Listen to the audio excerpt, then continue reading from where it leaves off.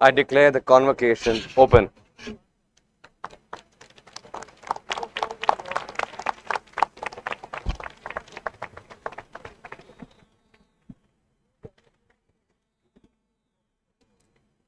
या कुन्देन्दु तुषारहार धवला या शुभ्रवस्त्रामृता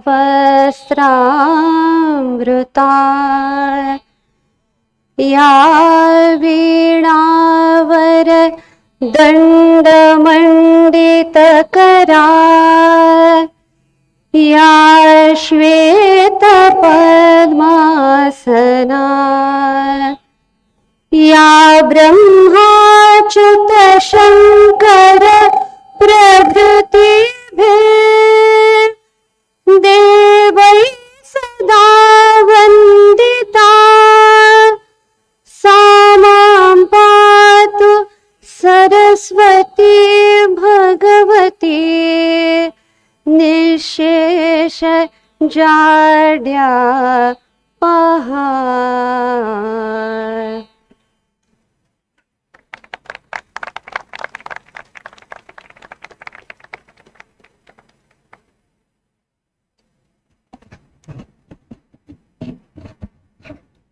Good evening, everyone. Class of 22, Falguni, Errol, members of the faculty, ladies and gentlemen, a very warm welcome to all of you. It is wonderful to be back here on campus. The richness of human contact can never be replicated by virtual interactions. To witness the boundless energy of a graduating batch in person is truly unparalleled. And I'm sure even my virtual avatar that handed out the convocation certificates last year isn't complaining. We are entering, as you know, a high-tech and a high-touch world. And today we have amidst us a distinguished alumna and an entrepreneur who knows more than a thing or two about this whole new world. Her entrepreneurial journey is now soon going to be part of folklore. Falguni, in her own words, is an adventurer, and she has had a fair share of adventure. I'm told that as many as 50 investors didn't find the idea of online beauty appealing when she just started. I wonder what they have to say today, Falguni. She epitomizes the zeitgeist of our times. Through Nykaa, Falguni has trodden new paths and broken many myths. From innovating deeply and creating a new category, to redefining the self-image of millions of women, from proving that online commerce can indeed be profitable, to demolishing the notion that startups are the preserve of 25-year-olds. I'm told Falguni's pet indulgence is camping. Well, she has pitched her tent all right. Welcome back to campus, Falguni.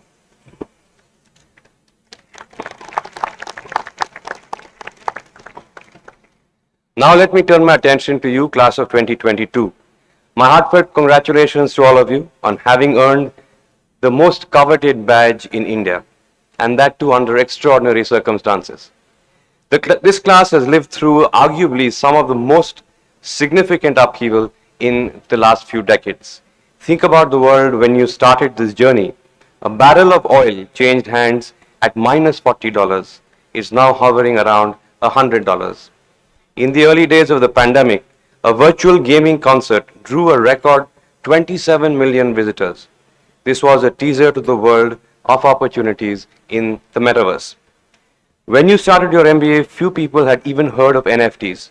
And in just one quarter last year, the NFT trading volume surged to hit $10 billion. I'm told a wedding in India got consecrated on an NFT. Last year, a Chinese live streaming star sold almost 2 billion worth of goods in just 12 hours, giving the world a lesson in social commerce. Interestingly, after years of playing catch up to China, in 2021, India finally produced more unicorns than them. The unfortunate reality of the war in Ukraine is that a world that was getting back to normalcy post-COVID is again being roiled by uncertainty. But the consequence of all this dramatic change is also that old conventions are being shattered and new playbooks are being written. For 2 years, the world turned into a giant classroom. You have witnessed a world in turmoil and in transition, and you're now ready to make a lasting impact. As you head out into the world of business, let me leave you with 5 reflections. Firstly, isn't just another moment. This is a moment for you to seize. We are at an exceptional juncture. The combination of readily available capital pumped in by governments around the world and an organized system for dispersing it has created record levels of investment in new businesses. Creative youngsters like you with ideas are now uniquely able to transform them into reality.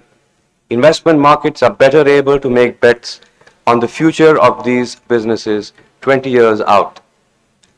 On the other hand, software as a service has democratized access to technology. This has made it possible for incumbent business to seriously contemplate digital transformation, and that was not part of regular discourse until just a few years ago. When I graduated from business school, India had embarked on its liberalization journey, and I could smell the promise of opportunity in the air. The breadth and depth of aspiration and energy that I see around me now is truly inspiring and reminds me of those days. There may have never been a better time to be young and to be well qualified. The world is truly your canvas, regardless of which path you have chosen. This time for the next few years is one to experiment and one to build. Second, as you look ahead, remember that you cannot hack your way to growth with business and in your career. We've all been enthralled by the stories of the one brilliant insight that changed the course of people's businesses. But the best businesses are not built just by genius and accidental ideas, but by the patient accumulation of deep user understanding and empathy. Sustained long-term growth comes from an approach not of hacky fixes, but from working on a problem until you truly understand it. The fundamentals of business building are perhaps now truer than ever before. External circumstances will most certainly change ferociously over the coming few years. There will be many shiny opportunities that will come your way, tempting you with their ephemeral business promises. This holds true as much in the context of your careers. It is important, therefore, to stay the course, identify which problems and what type of people excite you, and invest time in them both. Ride out the short-term froth. A good guiding principle in your choice is to go where the energy takes you.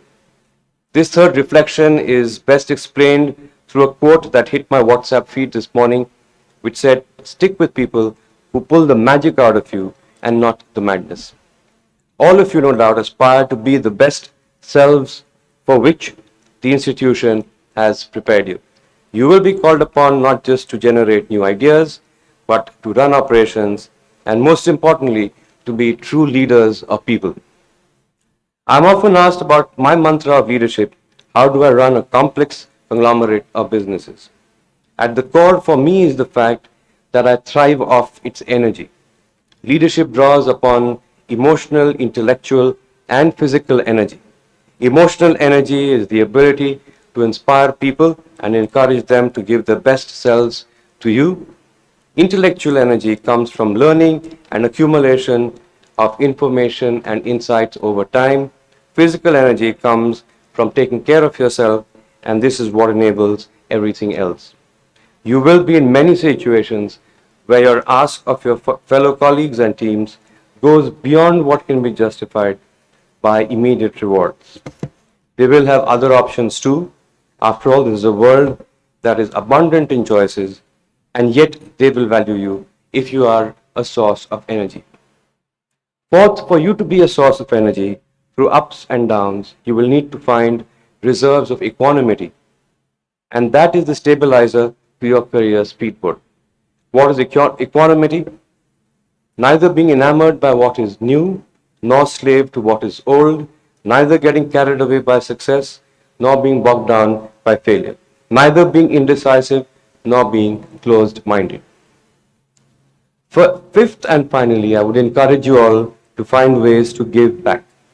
The skills, tools, and talent that you are blessed with are a collective investment of the universe in you. The kainat, as one would say in Urdu. Not everybody is blessed to have this kind of an endowment, and therefore the universe has a legitimate claim on your success. Share your prosperity. It doesn't subtract, it only multiplies. Nowhere in the modern world has this been so beautifully woven together as in India. An enduring bond with Mahatma Gandhi influenced my great grandfather, Mr. G.D. Birla, to wholeheartedly embrace the socio-economic idea of trusteeship, a concept that imagines corporations as institutions of collective prosperity and not as emblems of capitalism. Promoters of enterprises, therefore, are not just owners but custodians of societal wealth. This was a nuanced reimagining of private enterprise as a force for good. The pandemic, I think, has accentuated the underlying inequality in our society. There are millions of talented youngsters who have not had the privilege of your platform. You have the opportunity to redefine giving back, not as charity, but by creating new enterprises and engines of growth. Embrace it. Before I conclude, a shout out to the entire faculty, ably led by our director, Errol, who have literally gone back to the drawing board and reimagined the way they teach in a new world. A world where you are on mute is often how we greet each other. Class of 22, I'm sure that for each one of you, this has been a journey like no other. You will leave here with lasting bonds and relationships with your match and also imbued with the accumulated energy of the generations that have passed through these halls before you. This degree is more than just a stepping stone to corporate success. I'm sure that in less than a decade, many of you will be rising stars on India's corporate firmament. As you prepare for that future, I would exhort you to ask yourselves if you are ready for more. Are you prepared to weather storms to make it to the summit? Have you pitched your camps for the long haul? And have you found a way to give back in equal measure? Thank you and Godspeed.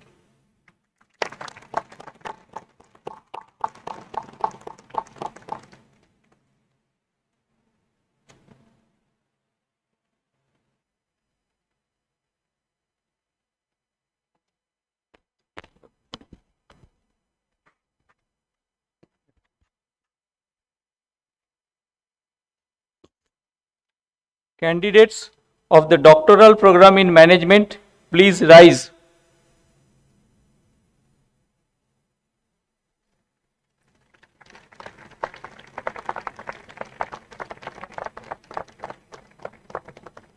The candidates will please remain standing in front of their chairs until the chairperson IIMA Board of Governors had conferred the degrees on them. The candidates would then bow and sit down.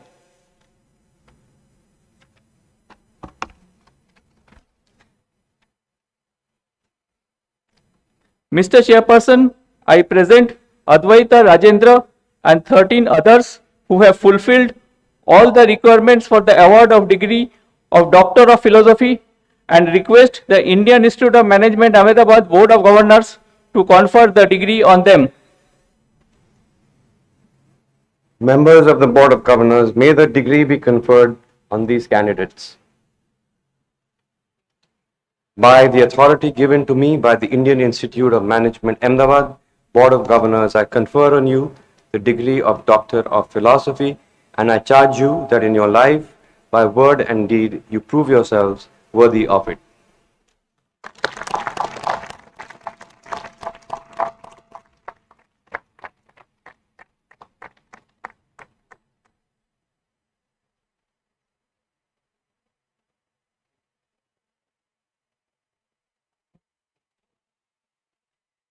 Candidates of the 2-year postgraduate program in management, please rise.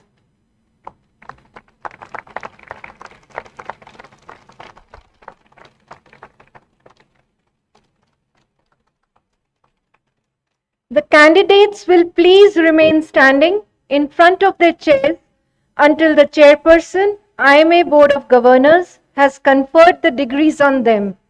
The candidates would then bow and sit down. Mr. Chairperson, I present A. Karthik Vasudev and 386 others who have fulfilled all the requirements for the award of the degree of Master of Business Administration and request the Indian Institute of Management Ahmedabad Board of Governors to confer the degree on them. Members of the Board of Governors, may the degree be conferred on these candidates. By the authority given to me by the Indian Institute of Management Ahmedabad Board of Governors, I confer on you the degree of Master of Business Administration, and I charge you that in your life, by deed and by word, you prove yourselves worthy of it.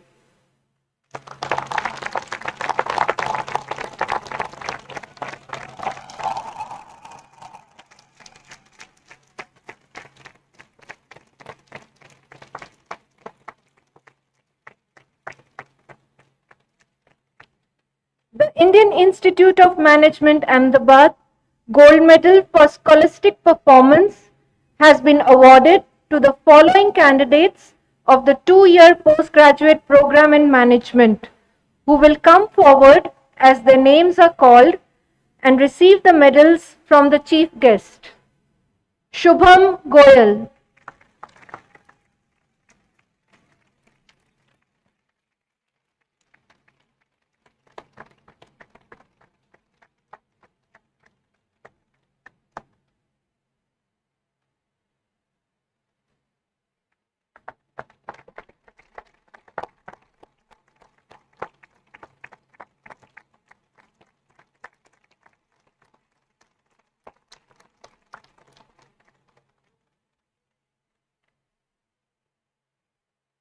Vaibhav Agarwal.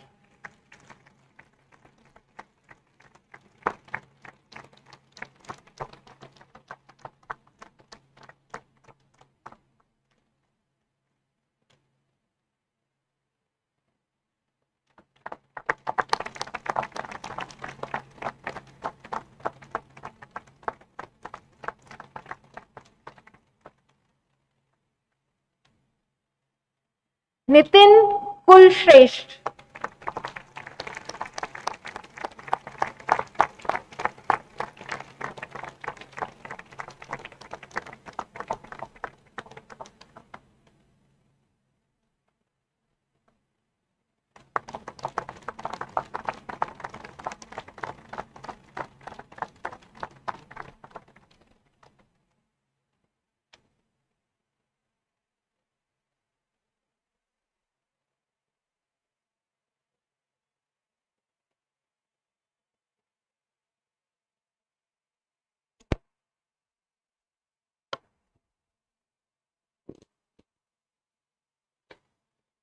Candidates of the 2-year postgraduate program in Food and Agribusiness Management, please rise.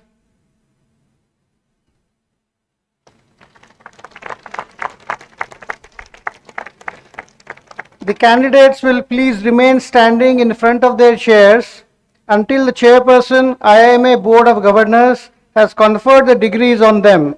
The candidates would then bow and sit down. Mr. Chairperson, I present Ashik Jaiswal and 46 others who have fulfilled all the requirements for the award of the degree of Master of Business Administration, Food and Agribusiness Management, and request the Indian Institute of Management Ahmedabad Board of Governors to confer the degree on them. Members of the Board of Governors, may the degree be conferred on these candidates. By the authority given to me by the Indian Institute of Management Ahmedabad Board of Governors, I confer on you the degree of Master of Business Administration, Food and Agribusiness Management, and I charge you that in your life, by word and by deed, you prove yourselves worthy of it.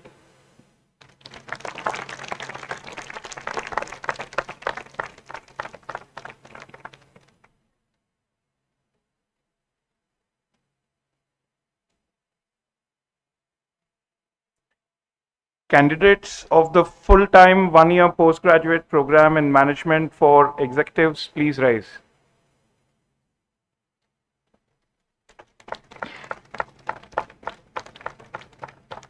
The candidates will remain standing in front of their chairs until the chairperson, IIMA Board of Governors, has conferred the degree on them. The candidates would then bow and sit down. Mr. Chairperson, I present Abhishek Mehta and 135 others who have fulfilled all the requirements for the award of the degree of Master of Business Administration and request the Indian Institute of Management Ahmedabad Board of Governors to confer the degree on them. Members of the Board of Governors, may the degree be conferred on these candidates. By the authority given to me by the Indian Institute of Management Ahmedabad Board of Governors, I confer on you the degree of Master in Business Administration, and I charge you that in your life, by word and deed, you prove yourselves worthy of it.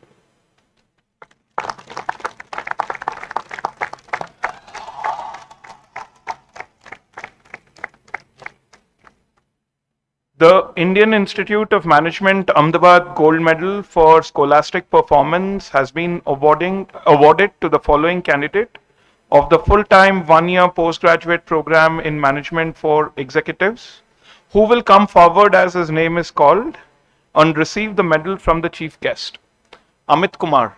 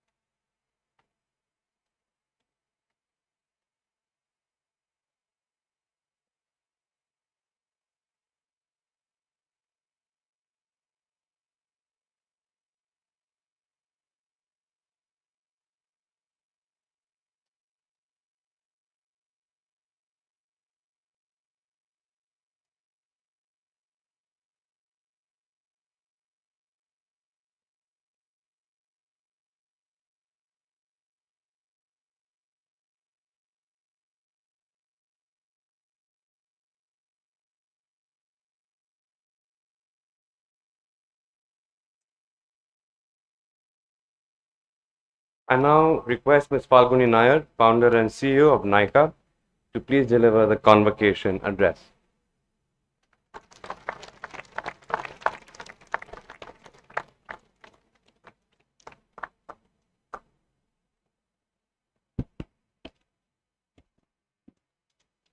Thank you.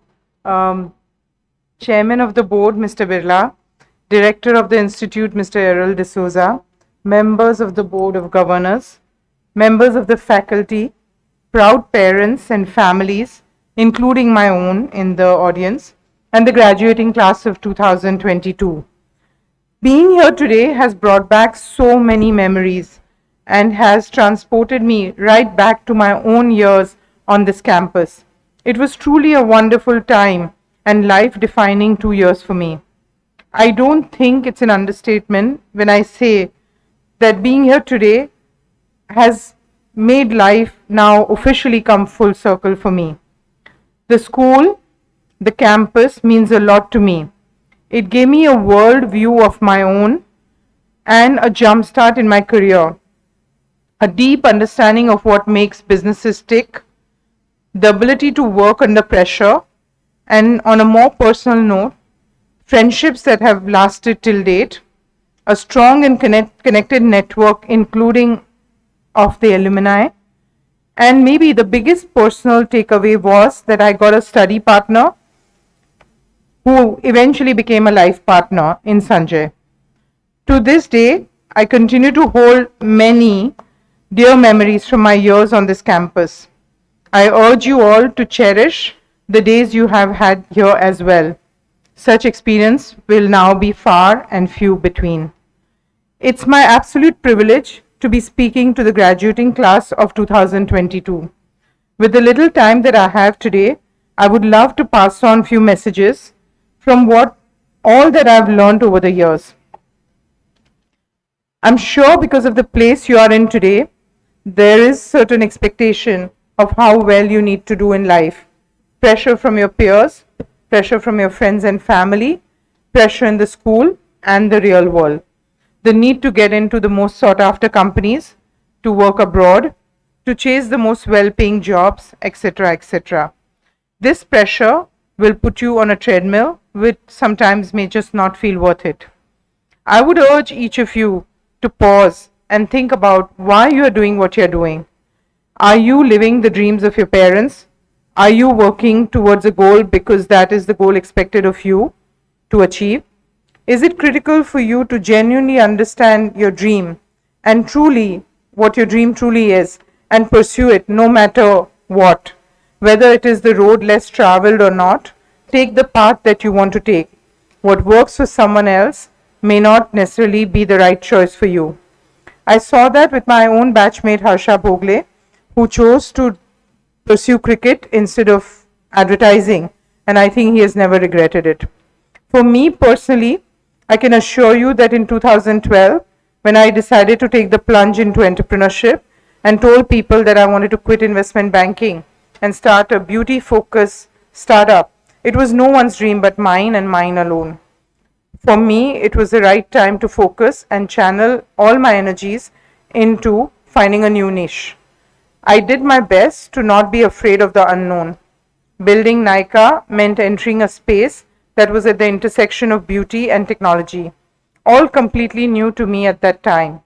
This idea of doing what was right by you, when the inspiration was in fact the inspiration for the name Nykaa itself, which comes from the Sanskrit word Naika, and it's basically inspired our message to all that one must pursue one's dreams and shine and not be afraid to shine the spotlight of their lives on themselves. Decide what makes you happy and make the choices which will allow you to achieve your goals. Today, I feel so proud to call Nykaa my home, and this has been one of the most fulfilling journeys in my life. So do what you love, and that would motivate you for decades to come. But only dreaming for yourself is not enough. This takes me to two other related pieces of advice. First, commit to your dream. Nothing in life comes easy. You will have to give it your all and then some more to succeed, be it at work or otherwise. Whatever you decide to prioritize in your life, commit yourself to what you want to do and be consistent in the wake of challenges that come your way. The journey will never be smooth. Take the roller coaster ride in your stride. The highs should not make you arrogant and the lows should not get to you. You don't have to aim for perfection because you're leaping into something. Fall fast, learn from your mistakes, and remember that failure and setbacks are not if but when question. Don't let setbacks dishearten you, and definitely don't let failures make you give up. You will only be able to commit and see something to its success if it ignites a passion within you, and that's why it's so important to dream for yourself. It'll be a long journey, and hence patience and consistency is required, but most importantly, believe in your dream and stick to it. Second, don't be afraid to take risks along the way. You are blessed to be entering a world which is now increasingly risk-friendly. Spend the early years of your career taking the right risks and make bold bets on yourself. Test what you like and what you don't. Take on roles that put you outside your comfort zone and challenge yourself. Discover new interests and hone your skills you excel at. You don't need to have all the answers today about what you want from life, but you do have the benefit of low opportunity cost in your current phase of life, and so make the best of it. And remember, no matter what anyone says, it's never too late to start all over again. Decision making will not always be easy, and often there'll be no straightforward answer. So trust your gut, and to an extent, it'll guide you well. There is a poem by C.P. Kawafi called Ithaca, which my daughter Advaita introduced me to when I was unsure of taking the plunge in entrepreneurship, and I've referred to it often since to remember why I'm on this journey to begin with. I would like to share a small part of that poem with you all. Keep Ithaca always in your mind. Arriving there is what you're destined for. But don't hurry the journey at all. Better it lasts for years, and you're old by the time you reach the island. Wealthy with all you've gained on the way, not expecting Ithaca to make you rich. I urge all of you to read this poem when you get the time. The journey you are about to embark on as you step out into the out of the campus should be the reason enough to pursue your dream, and you will quickly realize that it was never about the destination. I also want to share a life philosophy with you, which is so very similar, which is on very similar lines, and I picked it up right on campus.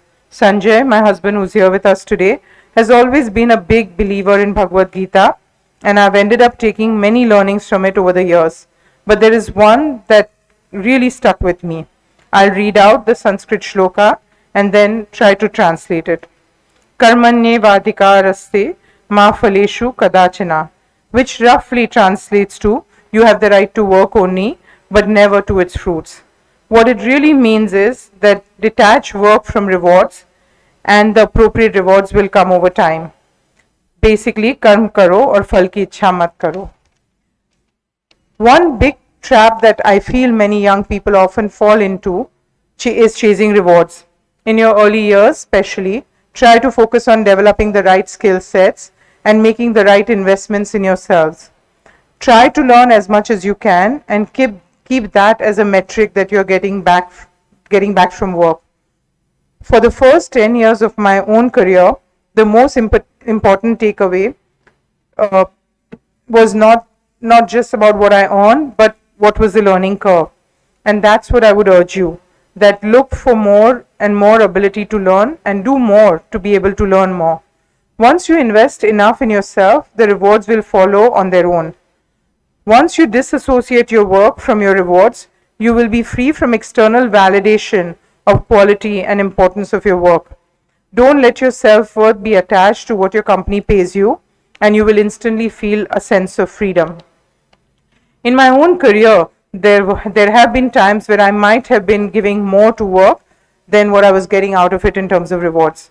But the different phases of my career, first as a consultant, then as a banker, and now as an entrepreneur, have added immense value in their own ways.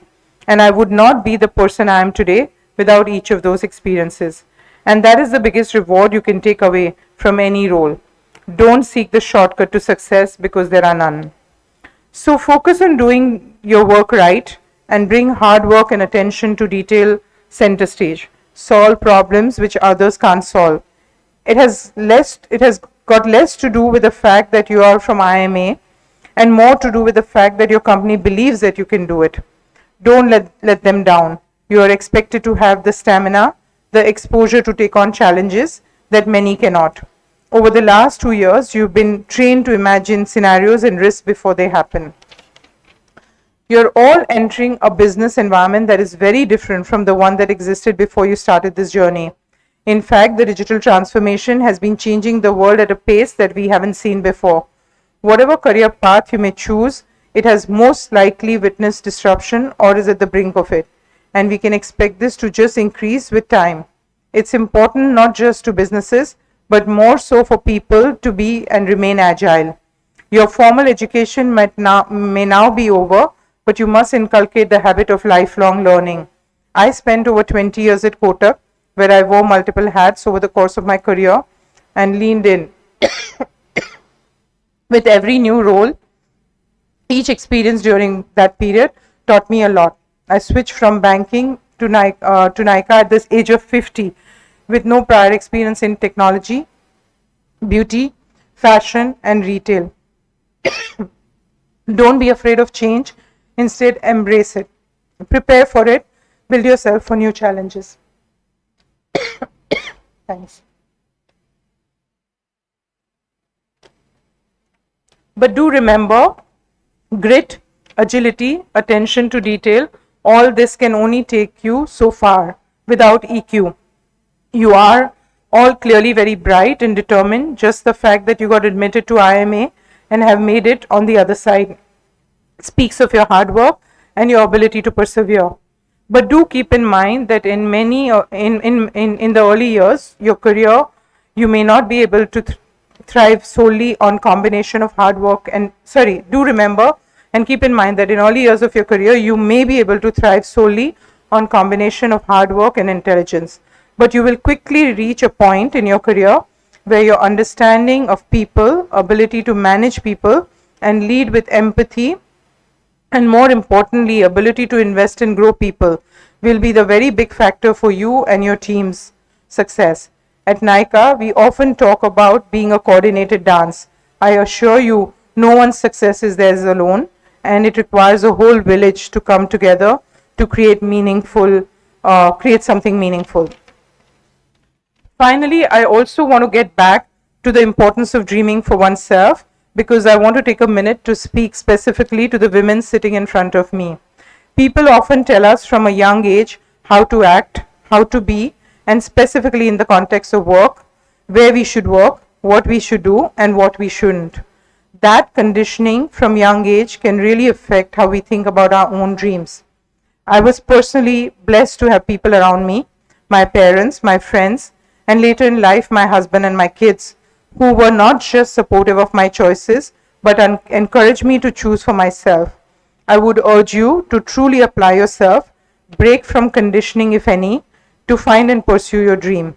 Because once you do that, I'm confident there is no roadblock that you can't overcome. I believe you are all graduating at a time in India unimaginable, maybe even a decade ago. You are entering a world of opportunities, and the landscape of options you have is more diverse than ever. The technology space and the startup environment in the country has evolved to the point of becoming truly mainstream. Every day there are new innovative solutions being built which can solve true business problems. The leaders of tomorrow will come from this group sitting right in front of me, and I'm beyond excited to see how you all will shape the next 2 decades of business arena. My one last piece of advice to you, which is honestly is easier said than done, but I promise you it is totally worth it. Act with integrity and do the right thing. Be authentic in all your relationships, work or otherwise. Act in everyone's best interest and simply be good. It will pay off over time. With that, congratulations to you all. Enjoy this moment. It's really well deserved. But remember, life begins again tomorrow, right from scratch. Thank you and best of luck.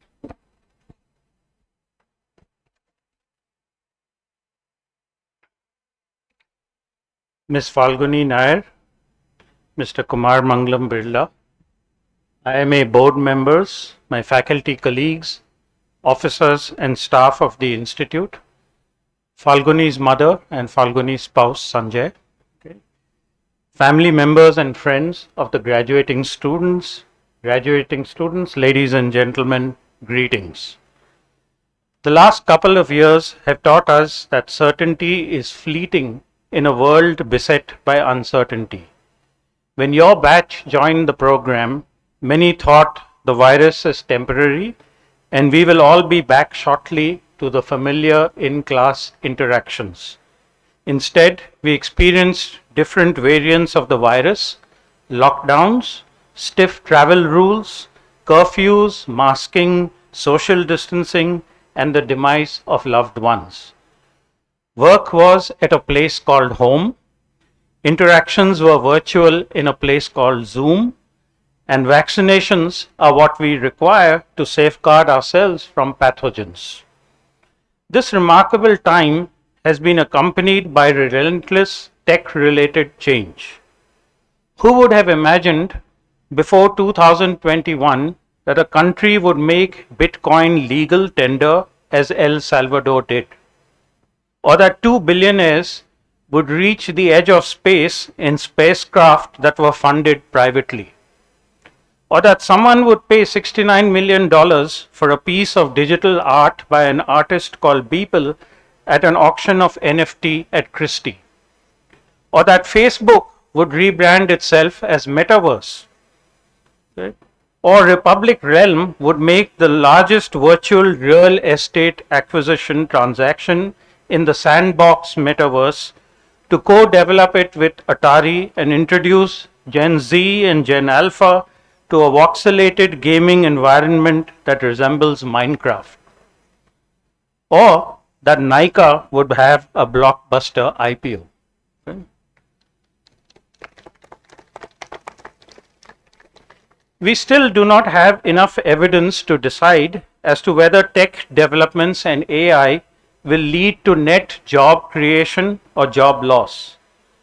But it is clearly the case, as Mr. Birla alluded, that there is a widening gulf between rich and poor. In a year that saw death and job losses, the number of billionaires on Forbes' 35th annual list of the world's wealthiest exploded to an unprecedented 2,755, which is 660 more than a year ago.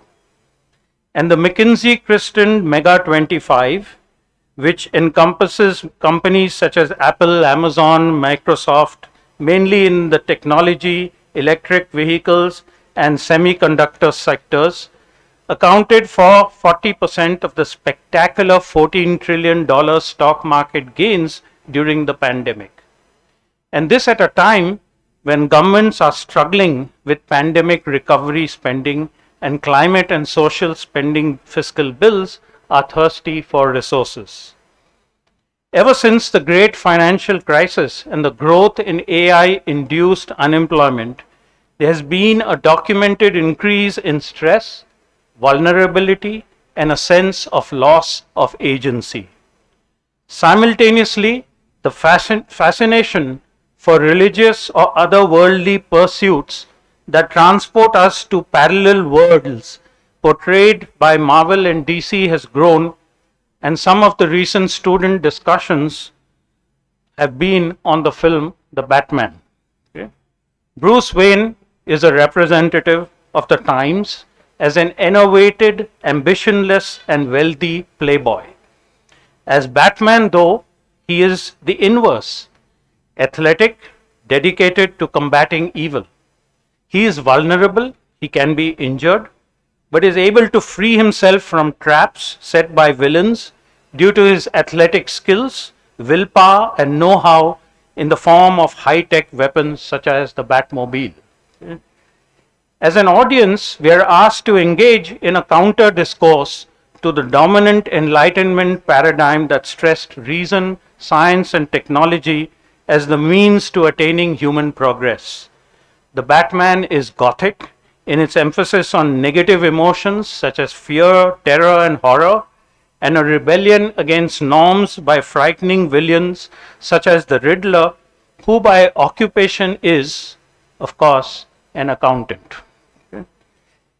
In your coursework, you would have been introduced similarly to the limitations of human rationality that, along with the imperfections of markets, leads to bubbles and busts. Eugene Farmer, who fathered the efficient market theory, rejected the idea of housing bubbles just a year before the crisis. I quote him, "The word bubble drives me nuts," he said in an interview, adding, and I quote, "People are very careful when they buy houses. It's typically the biggest investment they're going to make, so they look around very carefully and they compare prices." At the same time, Bob Shiller, a pioneer in behavioral finance, was not only identifying the bubble, but also predicting the bust. He was famously known as Mr. Bubble amongst his colleagues. He emphasized that people should study the mean variance model of forming an optimal portfolio as a first approximation, but argued that they fell in love with the model too much and forgot that there is greed and animal spirits. The 2013 Riksbank Prize in Economics, in memory of Alfred Nobel, honored both. It stressed the importance of understanding human behavior under financial stress as a route to knowing how financial markets function. Mobility studies on the transmission of inequality, though not unequivocal, do find that wealthy families have a higher than random chance of continuing at the top of the wealth distribution. The transfer of material wealth across generations is facilitated by family constitutions, family trust companies, foundations, and family offices. But families do face a threat to their fortune from spendthrift heirs, mismanagement, and the fallout due to competition from family members for control. Firm growth makes it difficult for families to maintain majority ownership, and it has led to the separation of ownership and control and the rise of managerialism. To ensure that corporate executives do not become insulated from those in whose interest they are supposed to operate, they are aligned with owners by coupling compensation with the performance of a firm's stock. CEO tenure has correspondingly shortened, given the strong association between their turnover and poor performance. Greater scrutiny from boards and the investment community has resulted, till the recent emphasis on stakeholders and ESG, in less actions that benefit the larger community. Even though philanthropic contributions have increased in absolute terms, data reveals that such contributions relative to revenue have declined.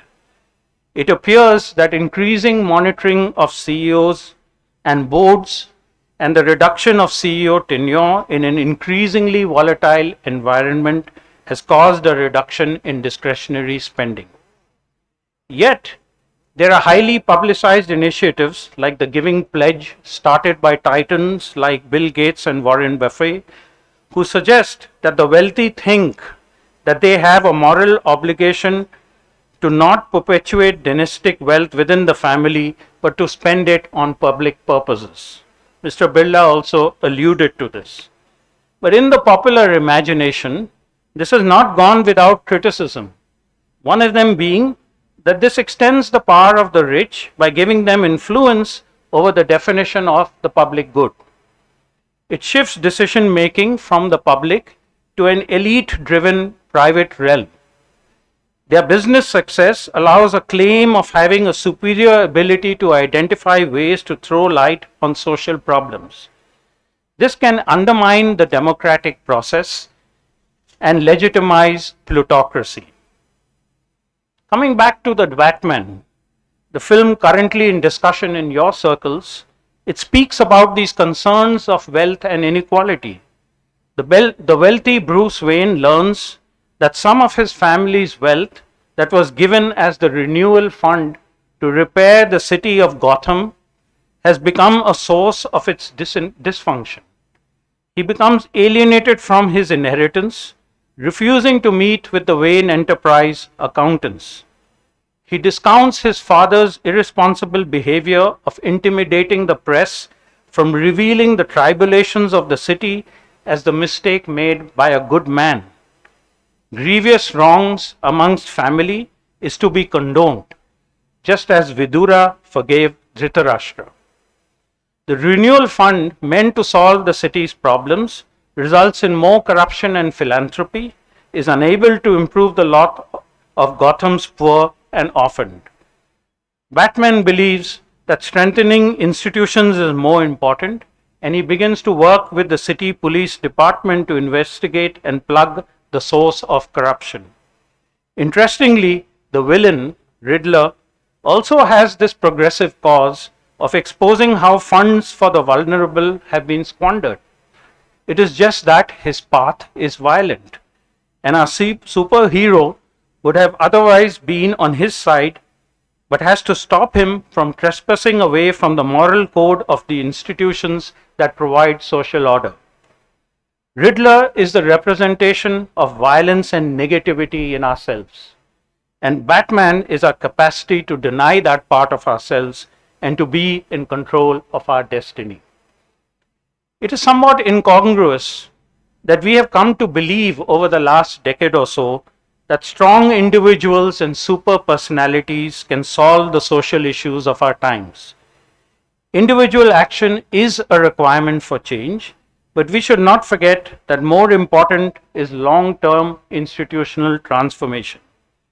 We assume too readily that rationality motivates us and that it's the economy stupid that drives political calculations.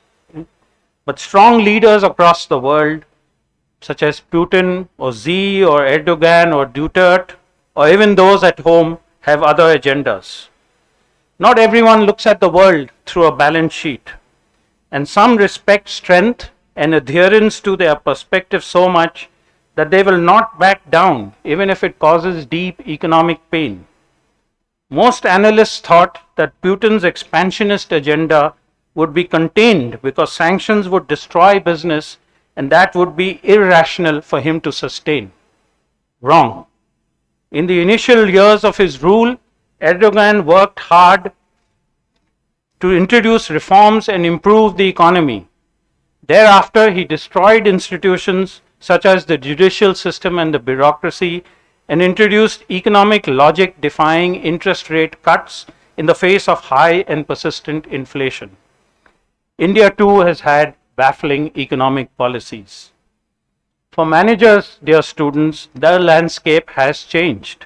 It is no longer about short-term financial targets and efficient execution.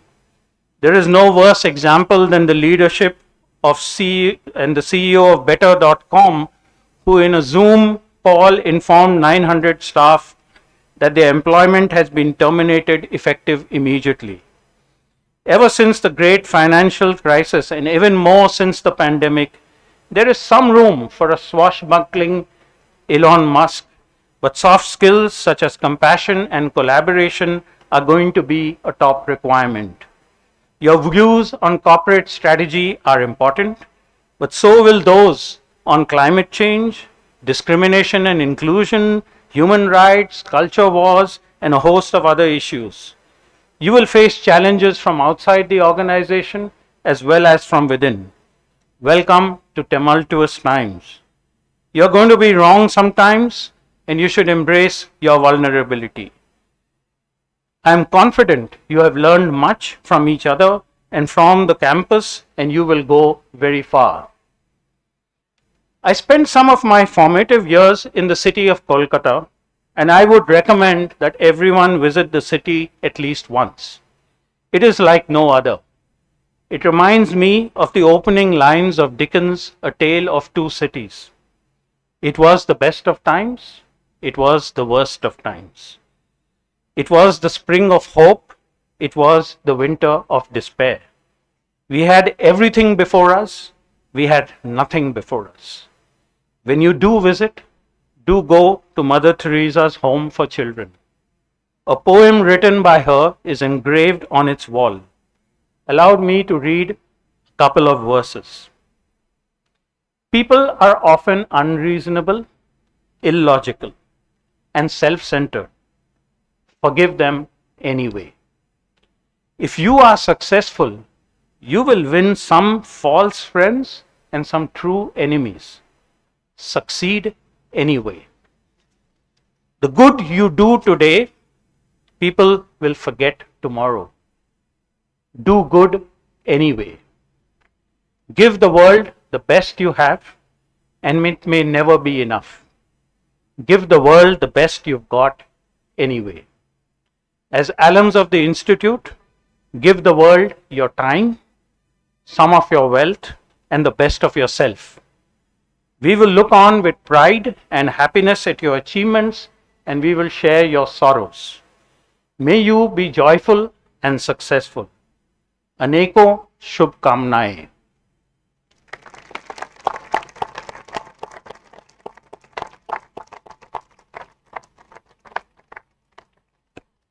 Ladies and gentlemen, please rise for national anthem.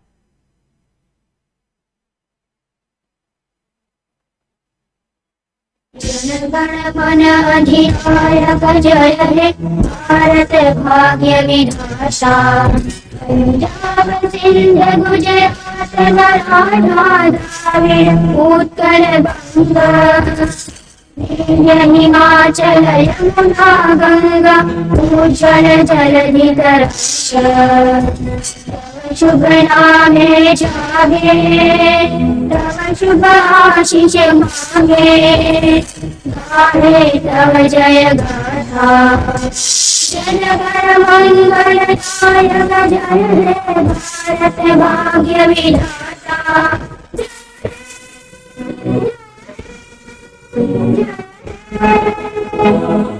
जय जय जय हे